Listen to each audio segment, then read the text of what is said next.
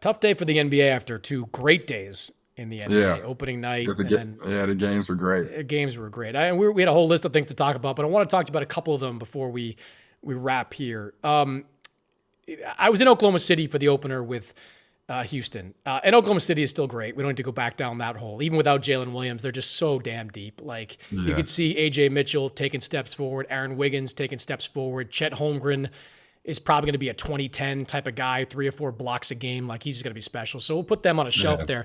there. There was a lot of attention or a lot of curiosity about how Houston would look going into this game. And it was kind of a mixed bag. I mean, I thought Alperen Sengun, he might be a superstar, ET. Like we might have to take the star off him. Like he might be a superstar right now. And then on the flip side, you had some questions about the backcourt of the Rockets, some questions about how KD was getting some touches. What did you think of Houston? What were your takeaways from watching the Rockets play on opening night? I mean, I thought the Rockets were very, very good considering. I mean, I didn't like how many turnovers they had. It wasn't ideal, but I thought when you're looking at Segun, at what level he was playing at, I was very, very impressed. I started seeing like, hey, how they were using him, bringing the ball up the court, using it somewhat as a point forward. It made me worry less about like the development of Amen Thompson over time. Even though I liked how well Amen Thompson started off and how aggressive he started off, he just has to continue to learn to keep the turnovers. You know, he had 5 assists, 4 turnovers. That's bound to happen when you're attacking heavily. But I'm very, very impressed by the potential of if Segun plays like Jokic, and we're always saying the Nuggets are at championship level, and you like Aaron Gordon being Jokic's number 2, then what does that say about Kevin Durant? Like, you know what I mean? And you mix that in with Jabari Smith, who's shooting jumpers. You're also mixing that in with Steven Adams. He's amazing on the boards. I think they're going to win a lot of rebounding battles night in, night out. They just have to get that matchup zone together. It was almost like the Cleveland Cavaliers back in the day. They have to care more about it. Like Cleveland was good in defense, but once you hit transition, it almost seemed like you just quit in transition. I think a lot of times versus OKC, they kind of got mixed up a lot, and OKC missed a lot of threes. You know what I'm saying? But other than that, I like that 1-2 punch, and you see Segun showing up, and he's even at the last play of the game, I think in the first overtime, when they were supposed to do a give and go, he kept it, posted up Caruso. His mindset is downhill, kill, kill, kill. And if Kevin Durant is your second option and you have the coaching to put that together, I'm very, very intrigued. But OKC is still a very great team. They're built for now and later. They're unbelievable, man. But I like Houston now more than I thought. I'm not the biggest fan of Reed Shepherd because defensively they attacked him so much. And I think up until he figures that out, is either he's got to give us 15 points a night, or you got to play Okogie, or you got to figure out ways to, get another guard in that can really, stunt and do something that can help the guys. And I thought Steven Adams was cool, but I like Clint Capella, but I want to see Jeff Green. I don't know if Clint Capella is the Capella of maybe even 5 years ago, but if you're looking for a guy to have activity and run the floor, I think they'll be far more dangerous with Jeff Green being able to run the floor, catch lobs, and shoot threes, and be another playmaker. Yeah, I didn't think Capella did anything good. I wouldn't mind seeing somebody else get those minutes. I do hate the matchup zone, though, because every time they went to it, they just ran away. Oklahoma City ran away from Amen Thompson. They just drove away. That left him alone. That's not where you want him. And OKC found a perfect way to space, especially going down regulation. It was man, they were supposed to be in a matchup zone, but SGA got to a spot and hit a couple pull-ups where it's how? You know what I mean? It was too many ISO moments and too many moments where if you're going to match up, especially when they had Reed Shepherd in there, they found their mismatches every time they wanted to. So it's that zone has to get more tighter or it has to get more activity. But even then they missed 20 shots from the corner. OKC missed so many corner threes where it was hey, I'm talking about 3 or 4 seconds left. Of butt naked. So that I'm not into that zone. I'm not into that zone at all whatsoever. Yeah, I mean, I get it when you're playing Adams and Sengun and Jabari Smith. You're super big, you're not as athletic, and you're vulnerable to smallish types of teams. But I want Amen Thompson playing every minute on a guy like Shea. I want him glued to him during these games. Sengun, like, I mean, he was great last season, an all-star. He was awesome at Eurobasket this summer.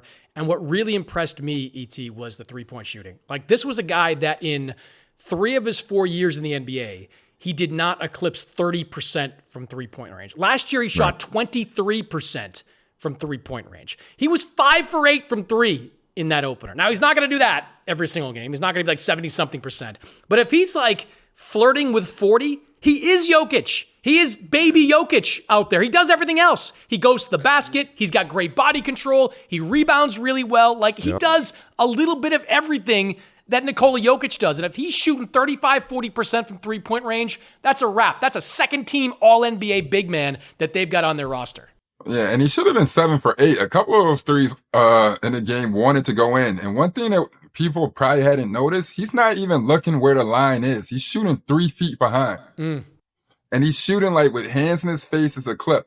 You're absolutely right. Like, if he keeps this up, he's Jokic. Obviously, Jokic has those crazy 50-point triple-doubles, and you can't ever underestimate 12 assists a night, which he'll do.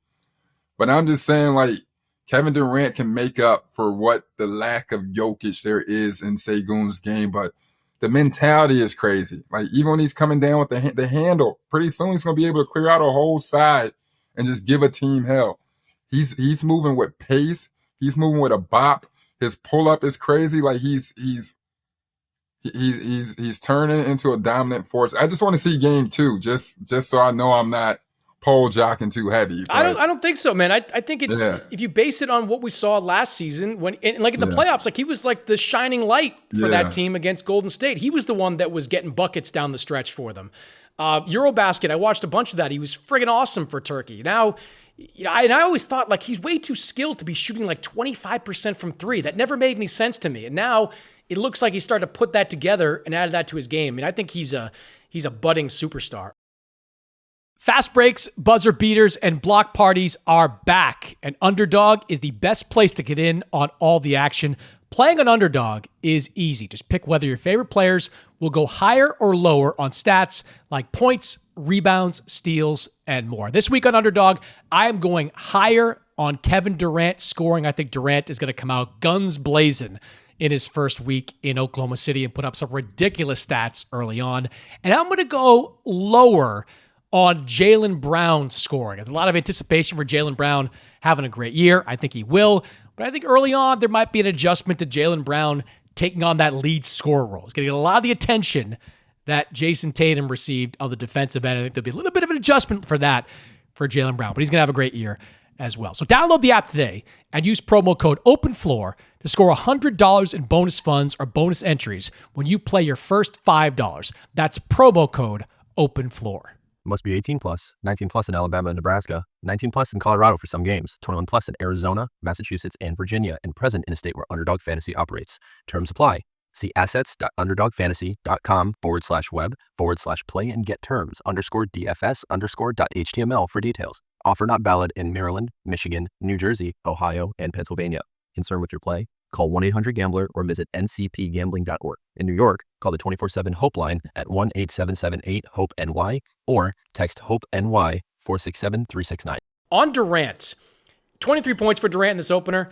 I don't know about you, but like I didn't think Houston's offense did Durant any favors. Like you got Lou Dort out there playing football with him, and you're not running Durant off anything. You're just forcing him to jockey with Dort, who is a middle linebacker, every single time and shoot over him. Like of the 23 points, like 20 of them probably came off contested mid-range jump shots. That was just the greatness of Kevin Durant bailing the Rockets out with some of these shots. I think Ime Udoka, his staff, they got to get more creative, man. You've got two big bodies out there, and Steven Adams, one of the great screen setters in the NBA, and Alperen Sengun, a 6'11" big man. You got to start running Durant off some screens. You can't leave him there to wrestle with Dort. You got to get him on like Caruso and get him on Mitchell and get him on Wiggins. Get him in switches. Get him in mismatches. Just let him hang out in the wing.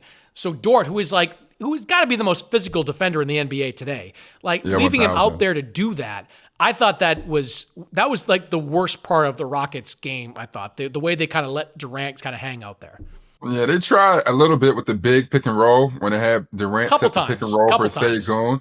And they tried that, but at the same time, you're still giving the ball back to a set, stagnant defense. Or if he wanted to, Dort could just push up and make sure his guy went under. You know what I'm saying? But you're absolutely right. You got to get him moving. You got to get most importantly, Lou Dort tired from moving and fighting through screens, as opposed to using his physical, strength to be able to get into KD's legs and over time wear him down. But even then, it was like KD wasn't missing much. He just wasn't getting a ball. He was able to stay active on getting second shot opportunities, and you saw a couple of the mid ranges he hit. But you're absolutely right. If you got a big body like Steven Adams, let him use them, let it work, and give KD a side to really, really shoot and show his whole repertoire. I'm also not concerned about the point guard position that much. Like one of the reasons they struggled down the stretch because Thompson went out, like with that calf injury that he was battling for the entire second half. I do agree that Reed Shepherd, he's got to be better. He can't be so exploitable defensively. I'm also kind of willing to let it play out a little bit more with Reed Shepherd. I'm not going to judge him off opening night against the defending champs on ring night, like how he performs in a backup role. I mean, for a young kid, and he looks like he's younger than he is. He looks like a teenager out there. I want to give him more time before I judge him because his shot's pure, man. Like you see that shot. He stayed aggressive. He did stay aggressive. He did come out like tough. It was a playoff atmosphere for him too. So you're absolutely right. Like to go against the defending champs and arguably going to be a dynasty franchise organization. I do like his mentality when he came out there and he came to battle. It was just like, that whole game was high energy. The coaching, the players, like the last 15 minutes of gameplay, it was just back and forth. Guys barely missed. And it was like, I don't even know if it was about the X's and O's, about the Jimmys and Joes, but I think if Reed Shepherd doesn't really, step up the way we think so, and not saying anything bad, but you got to use Okogie and some of your defenders to make up for that second unit and give enough time for, the first unit guys to get rest and come back in. You might have to let Okogie bring the ball up or keep Sengun out and he be your point guard for the second unit and really go after what works, because when you break it down, they should have won that game by 10 points yesterday. I mean, the other day, at least by 10 points.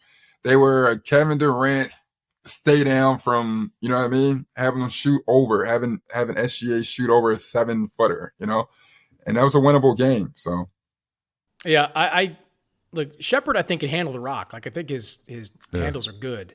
I thought he panicked a little bit at times. Like that happens when you're going up against the top 3 defense that's so interconnected. It can defend you with like 6 guys that are 6'5" and longer on the wing. I want to see Shepherd against some of the lesser teams. I want to see him get some confidence. Guy was mostly a G League player last year. I want to see him. And Cason Wallace is a great. He had 3 steals himself along with Lou Dort.